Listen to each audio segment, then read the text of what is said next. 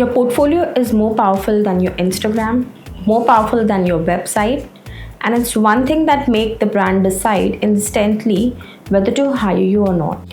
Hi, I'm Farheen Khan, a product photographer and videographer, and I help brands create strategic images and strategic visuals that actually sell their product. When I first started, I thought the more I showed, the better.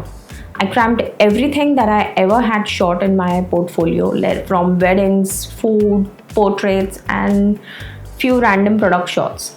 So one day I decided to send that portfolio to a skincare brand I really admired and I really wanted to work with them. Their reply actually crushed me. They said that your work looks good, but they were really not convinced that I specialize in product photography. That's when I realized that my portfolio was working against me. So today I'm going to break down exactly how to build a portfolio that attracts high-end skincare, beauty, and wellness brands. The kind of clients who don't just hire you once, but they keep coming back to you on retainers. So let's get into it. Point number 1 is why your portfolio matters more than social media. So let's start with this. Social media is great for visibility, but your portfolio is the decision-making tool for brands. Brands don't just want to scroll through your reels and random posts to figure out if you are the right fit. They want one place where they can see your best work, curated, polished, and intentional. So once I had a brand founder tell me directly that they barely look at my Instagram, but they really love my PDF portfolio and my website. Point number 2 is quality over quantity. So this is a big mistake I made early on. I thought if I showed 50 images, it would impress the brands. But the truth, too many images and too many pictures and too many video assets overwhelm people. Think of it like a restaurant menu. Like when there are 100 options, you get confused. But if there are 10, you trust that each one was carefully chosen. Now I keep my portfolio tight. From 10 to 15 absolute best shots, every photo has to earn a spot. A brand should look at one page of your portfolio and already think, like, yes, this is the photographer. Like, this photographer gets it. Point number 3 is show range but within a niche. So here's another lesson I learned the hard way. I once included some beverage and I think it was a coffee photo in my portfolio which I clicked in a coffee shop, which I was really proud of. A brand I pitched actually asked me, so do you specialize in drinks? And I was so embarrassed by that question. Brands want specialists. Keep that in mind. If you are pitching a skincare brand, they don't care if you have short burgers or Snickers or cold drinks or anything, or food from wedding. They want to know if you understand their world. Now, I stick strictly to skincare, beauty and wellness brands in my portfolio, and that's it.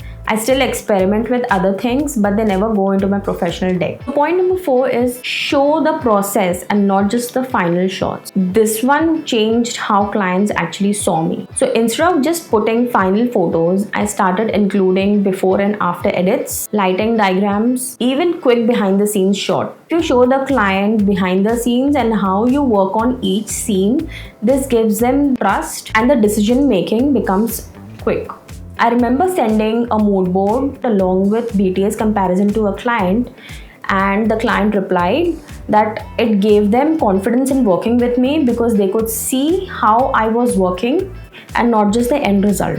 High-end brands want to know that you have repeatable process and not just lucky results. So add process shots like BTS scenes, how you are building up the lighting scene, how you're creating the set, how you're doing the editing. Add more of behind the scenes, add more of your editing process, more of behind the scenes because you're working remotely and brands want to see that how you work. Point number 5, tailor portfolio to each client. One of my worst mistakes was sending the exact same portfolio to everyone. I once pitched a hair care brand and in the middle of my deck was a deodorant shot that had nothing to do with them. And guess what? I got ghosted. Later, I learned to customize. Now if I pitch a skincare brand, I remove anything and everything unrelated to skincare. It makes it feel like portfolio was designed just for them. The tiny shift increased my response rate so much. Point number 6, presentation matters. Your photos might be amazing, but if your portfolio design looks sloppy, you look unprofessional. I designed mine clean with lots of white space, minimal text and high resolution images. I use Canva for simple decks, Notion for interactive presentations, and sometimes Adobe Portfolio for a full website feel. The key is let the photos breathe. Don't crowd them with too much text and graphic. By the way, I have affiliate links for all these apps in the description box. Do check them out. So let's recap. Your portfolio is not a photo dump. It's a carefully curated tool that communicates clearly, confidence, and credibility. Keep it niche, keep it polished, and most importantly, keep it tailored to the clients you actually want to work with. If you're a photographer watching this, I challenge you to open your portfolio today and cut it down to just strongest 12 to 15 shots. And if you're a skincare or wellness founder watching this, my portfolio is built to help brands like yours sell more with powerful visuals. Reach out and I'd love to create for you. Don't forget to subscribe. I'll be dropping more videos about pricing, pitching, and the business side of the product photography. See you in the next one.